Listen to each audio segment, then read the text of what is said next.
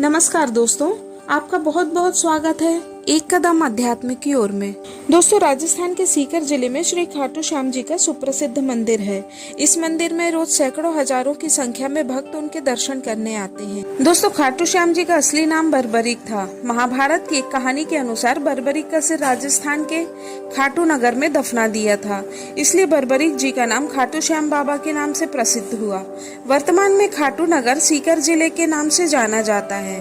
खाटू श्याम बाबा जी कलयुग में श्री कृष्ण भगवान के अवतार के रूप में माने जाते हैं। श्याम बाबा घटोत्कच और नाग कन्या मौरवी के पुत्र हैं। पांचों पांडव में सर्वाधिक बलशाली भीम और उनकी पत्नी हिडिंबा बर्बरीक के दादा दादी थे। कहा जाता है कि जन्म के समय बर्बरीक के बाल बब्बर शेर के समान थे, अतः उनका नाम बर्बरीक रखा गया। बर्बरीक का नाम श्याम बाबा कैसे पड़ा, आइए इसकी कहानी जानते हैं। बर्बरीक बचपन में एक वीर और तेजस्वी बालक थे। बर्बरीक ने भगवान श्री कृष्ण और अपनी मां मौरवी से युद्ध कला कौशल सीख कर निपुणता प्राप्त की थी। बर्बरीक ने भगवान शिव की घोर तपस्या की थी, जिसके आशीर्वाद स्वरूप भगवान शिव ने बर्बरीक को 3 चमत्कारी बाण प्रदान किए थे। इसी कारणवश बर्बरीक का नाम 3 बाणधारी के रूप में भी प्रसिद्ध है। भगवान अग्निदेव ने बर्बरीक को एक दिव्य धनुष दिया था, जिससे वो तीनों लोकों पर विजय प्राप्त करने में समर्थ थे। जब कौरव पांडव का युद्ध होने की सूचना बर्बरीक को मिली तो उन्होंने भी युद्ध में भाग लेने का निर्णय किया। बर्बरीक अपनी मां का आशीर्वाद लेके हारे हुए पक्ष का साथ देने का वचन देकर निकल पड़े। इसी वचन के कारण हारे का सहारा बाबा श्याम हमारा, यह बात प्रसिद्ध हुई।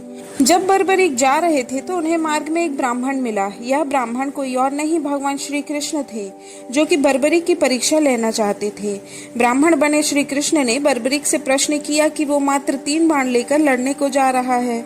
मात्र 3 बाण से कोई युद्ध कैसे लड़ सकता है? बर्बरीक ने कहा कि उनका एक ही बाण शत्रु सेना को समाप्त करने में सक्षम है और इसके बाद भी वह तीर नष्ट न होकर वापस उनके तरकश में आ जाएगा। अतः अगर तीनों तीर का उपयोग से तो संपूर्ण जगत का विनाश किया जा सकता है। ब्राह्मण ने बर्बरीक से एक पीपल के वृक्ष की ओर इशारा करके कहा कि वो एक बाण से पेड़ के सारे पत्तों को भेद कर दिखाए। बर्बरीक ने भगवान का ध्यान कर एक बाण छोड़ दिया। उस बाण ने पीपल के सारे पत्तों को छेद दिया और उसके बाद वह बाण ब्राह्मण बने श्री कृष्ण के पैरों के चारों तरफ घूमने लगा। असल में कृष्ण ने एक पत्ता अपने पैर के नीचे छिपा दिया था। बर्बरीक समझ गए कि तीर उसी पत्ते को भेदने के लिए ब्राह्मण के पैर के चक्कर लगा रहा है। बर्बरीक बोले, हे ब्राह्मण, अपना पैर हटा लो, नहीं तो ये आपके पैर को वेध देगा। तब श्री कृष्ण बर्बरीक के पराक्रम से प्रसन्न हुए। उन्होंने पूछा कि बर्बरीक किस पक्ष की तरफ से युद्ध लड़ेंगे। बर्बरीक बोले कि उन्होंने लड़ने के लिए कोई पक्ष निर्धारित नहीं किया है, वो तो बस अपने वचन अनुसार हारे हुए पक्ष की ओर से लड़ेंगे। श्री कृष्ण यह सुनकर विचार मग्न हो गए, क्योंकि बर्बरीक के इस वचन के बारे में कौरव जानते थे। कौरवों ने योजना बनाई थी कि युद्ध से पहले दिन वो कम सेना के साथ युद्ध करेंगे। इससे कौरव युद्ध में हारने लगेंगे, जिसके कारण बर्बरीक कौरवों की तरफ से लड़ने आ जाएंगे। अगर बर्बरीक कौरवों की तरफ से लड़ेंगे तो उनके चमत्कारी बाण पांडवों का नाश कर देंगे। कौरवों की योजना विफल करने के लिए ब्राह्मण बने कृष्ण ने बर्बरीक से एक दान देने का वचन मांगा। बर्बरीक ने दान देने का वचन दे दिया। अब ब्राह्मण ने बर्बरीक से कहा कि उसे दान में बर्बरीक का सर चाहिए। इस अनोखे दान की मांग सुनकर बर्बरीक आश्चर्यचकित हुए और समझ गए कि यह ब्राह्मण कोई सामान्य व्यक्ति नहीं है। बर्बरीक ने प्रार्थना की कि वो दिए गए वचन अनुसार अपने शीश का दान अवश्य करेंगे, लेकिन इससे पहले ब्राह्मण देव अपने वास्तविक रूप में प्रकट हो। भगवान कृष्ण अपने असली रूप में प्रकट हुए। बर्बरीक बोले कि हे देव, मैं अपना शीश देने के लिए वचनबद्ध हूँ। मैं यह युद्ध अपनी आंखों से देखना चाहता हूँ। श्री कृष्ण बर्बरीक की वचनबद्धता से प्रसन्न होकर उसकी इच्छा पूरी करने का आशीर्वाद दिया। बर्बरीक ने अपना शीश काटकर श्री कृष्ण को दे दिया।